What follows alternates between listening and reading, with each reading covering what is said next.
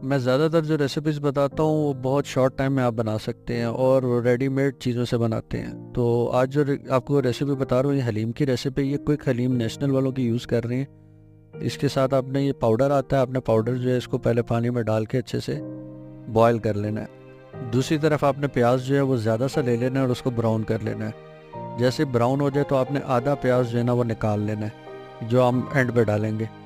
बाकी का जो आधा प्याज रह जाएगा उसके अंदर आपने लहसुन अदरक का पेस्ट और हरी मिर्चों का पेस्ट ये डाल लेना है, चिकन डाल लेना है और अब आपने इसका कौरमा बनाना है। ये नेशनल के डब्बा जो होता है हलीम वाला उसके अंदर ही मसाला मिलता है, यही मसाला आपने इसके अंदर ऐड करना है। कौरमा बन जाए तो आपने ऑयल अलहदा कर लेना है, गोश्त निकाल के अच्छे से आपने उसको अलहदा अलहदा करके ग्राइंड करके तो आपने इस हलीम के अंदर ऐड कर देना। बाकी इसकी मुकम्मल डिटेल रेसिपी भी मेरे चैनल पे अवेलेबल है, वहाँ भी जाके इसको देख सकते हैं।